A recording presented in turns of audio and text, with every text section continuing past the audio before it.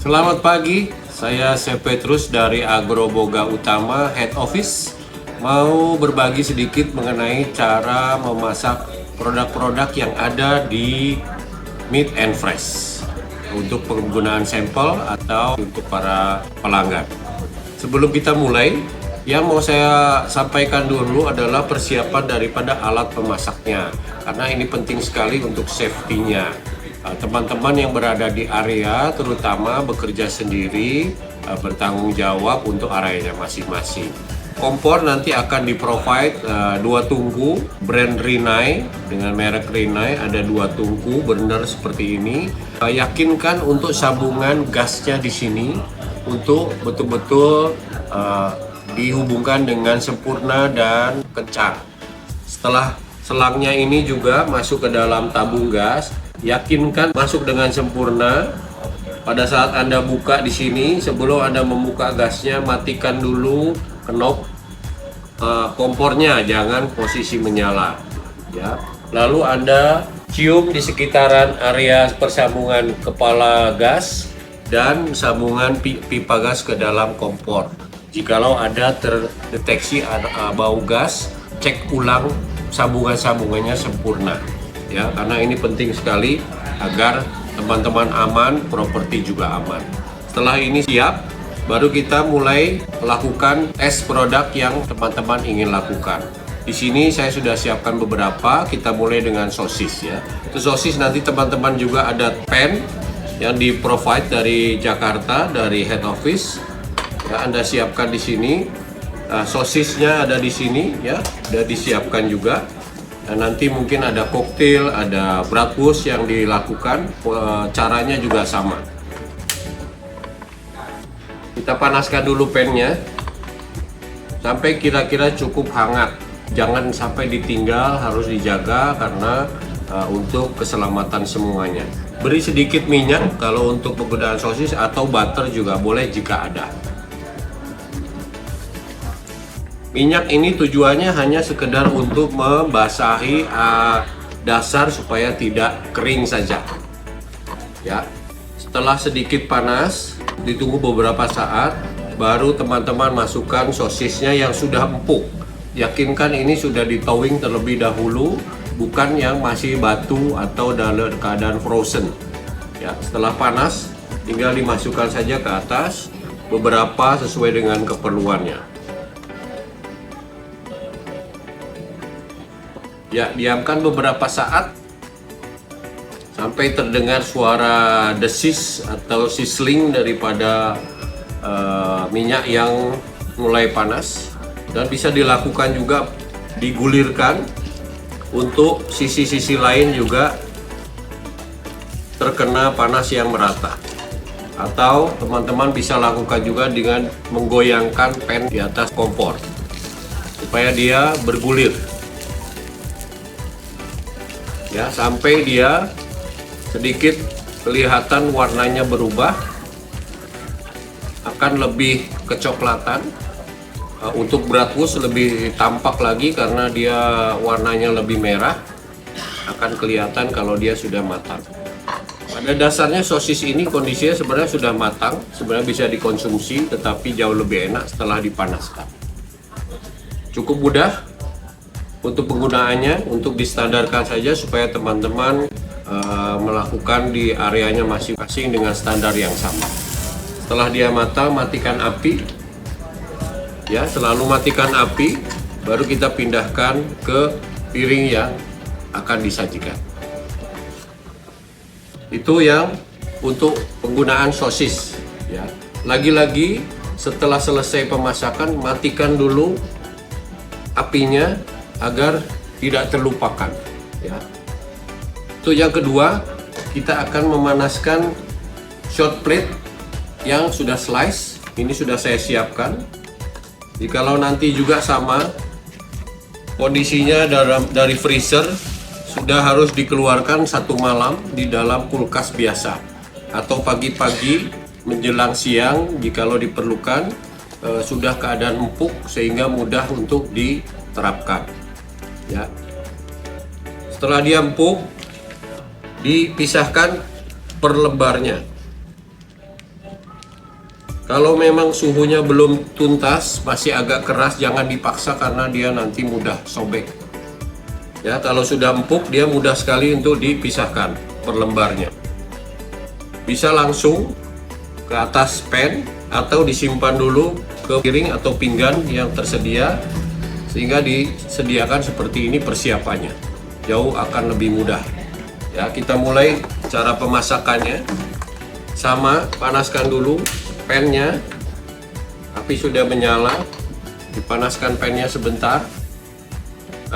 Jangan langsung dimasukkan jikalau pan-nya belum panas, karena nanti kualitas kandungan darah yang di dalam dagingnya terserap menguap terlalu banyak. Ya, fungsinya pemanasan adalah agar cairan atau darah yang dikandung dari daging ini tidak menguap terlalu banyak. Setelah cukup panas, kita mulai masukkan daging yang sudah dipersiapkan, selembar demi selembar supaya bentuknya cantik. Ya, sampai terdengar suaranya sizzling atau bergemericik, artinya memang panasnya cukup. Tempatkan beberapa slice saja, diamkan sesaat. Setelah dia kira-kira mulai berubah warna, kecilkan api atau matikan sekaligus, nggak masalah. Ini saya kecilkan, lalu kita balik, kita angkat satu persatu, kita balik, angkat satu persatu, kita balik. Jadi panas yang tersisa cukup sekali saja, langsung kita matikan agar dia tidak terlalu mengering. Kalau sudah, kita pisahkan ke tempat piring yang sudah disajikan.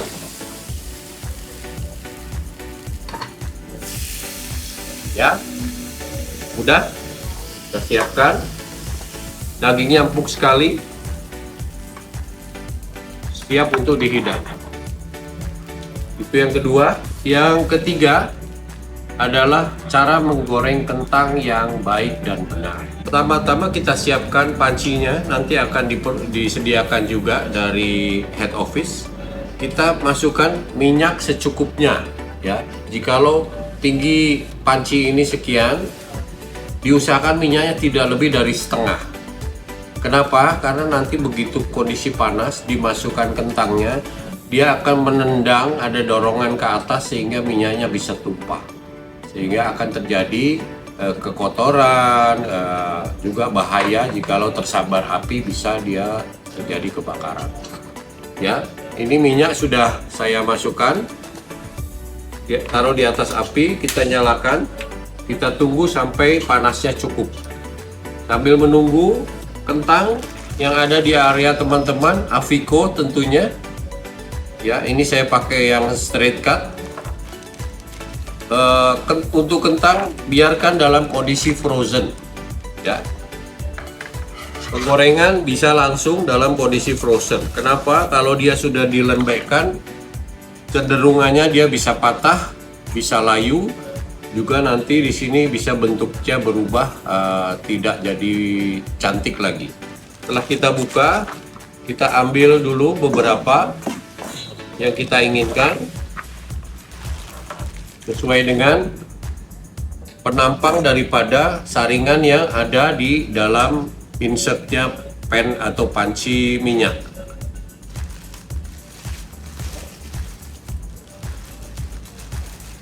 Ya, ini kita persiapkan, kita tunggu dulu sebentar sampai minyaknya panas. Ya, setelah minyaknya cukup panas, secara kita melihat ke dalamnya, kita coba tes apakah sudah cukup panas atau belum. Ya, bisa dengan teman-teman ambil satu potong kecil, teman-teman cemplungkan ke dalam minyak panas. Ya, kita lihat reaksinya. Kalau dia sudah ada tendangan keluar dari minyak, berarti panasnya sudah hampir mencapai. Ya, setelah minyak cukup panas, usahakan dilakukan seperti ini, keranjangnya yang kita masukkan, ya, bukan keranjangnya di dalam. Lalu kentangnya kita masukkan begini, ya. Nanti karena akan dia tendangannya berbeda. Kalau ini kita bisa kontrol waktu kita turunkan ke minyaknya, Kalau terlalu dia tendangannya terlalu kuat, bisa kita angkat lagi ranjangnya. Ya, ini saya masukkan mulai ke dalam minyaknya.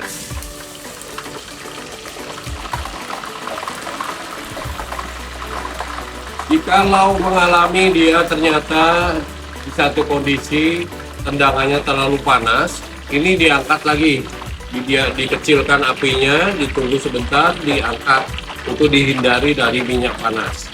Tetapi kalau sudah cukup, silakan dilanjutkan saja. Itu cara yang benar agar kita safety.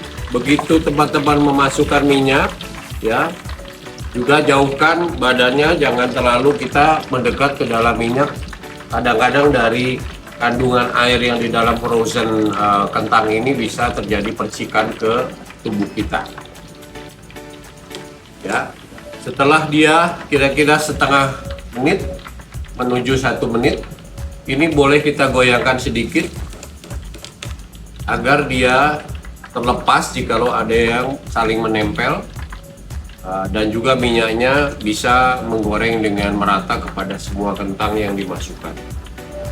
Catatan lain, tipsnya, jangan memasukkan kentang terlalu banyak sehingga saling bertumpuk, ya, sehingga akhirnya suhu minyaknya akan turun dalam sekejap. Akhirnya bukan menggoreng tapi seperti digodok dengan minyak. Hasilnya akan jauh berbeda. Satu, tidak crispy, kandungan minyaknya terserap terlalu banyak. Akhirnya kualitas pada saat dimakannya tidak renyah lagi, ya. Cukup jelas, mudah-mudahan jelas ya. Nah, ini kalau sudah kira-kira setengah matang, kita boleh angkat sedikit, kita boleh goyak berputar, baru kita masukkan lagi. Sehingga yang tadi di bagian bawah dia pindah ke bagian atas. Kalau belum terbiasa, jangan khawatir. Teman-teman bisa melakukan dengan alat capit, nanti juga dilengkapi dengan alat capit di setiap area. Ini bisa dibantu dengan alat capit untuk diangkat-angkat sedikit ke atas.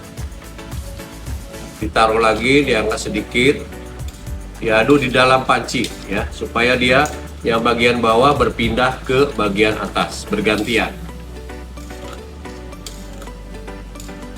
Ya. Tunggu beberapa saat sampai nanti tandanya adalah warna dia akan lebih kuning keemasan atau sedikit coklat. Itu berarti sudah cukup matang. Teman-teman juga bisa lakukan di area, jikalau mau disiapkan lebih awal juga boleh. Karena memanaskan minyak perlu waktu yang cukup lama, supaya customer yang mampir ini ingin mencicipi tapi waktunya terbatas, tidak mau menunggu lama. Ini boleh digoreng setengah matang, ya. Contohnya seperti ini, boleh dibantu. Warnanya masih kuning saja, tapi belum ada coklat-coklatnya, ya. Ini setelah ditiriskan boleh disimpan dulu supaya nanti pada saat ingin dipakai, orang ingin mencicipi kentangnya, tinggal dipanaskan ulang, nanti dimasukkan sebentar untuk mencari warnanya agak kecoklatan dan siap untuk dihidangkan, jauh lebih mempercepat waktu penggorengannya. Ya, jadi ada dua versi, bisa yang sekaligus goreng dari beku langsung masuk sampai ditunggu sampai betul-betul matang, dihidangkan. Setelah cukup matang, warnanya cantik, kita angkat, kita tiriskan sedikit di atas minyak ini, atau kita angkat, kita taruh dulu di atas baskom agar minyaknya turun dulu. Karena jikalau langsung dihidangkan terlalu berminyak, kesannya nanti tidak sehat karena terlalu banyak minyak. Setelah dia ditiriskan, ya, baru kita tuangkan ke pinggan yang sudah ada. Warnanya kurang lebih menguning, sedikit kecoklatan, ya, cantik sekali dan kondisinya akan crispy. Boleh ditambahkan sedikit garam untuk sedikit perasa di bagian luarnya saja.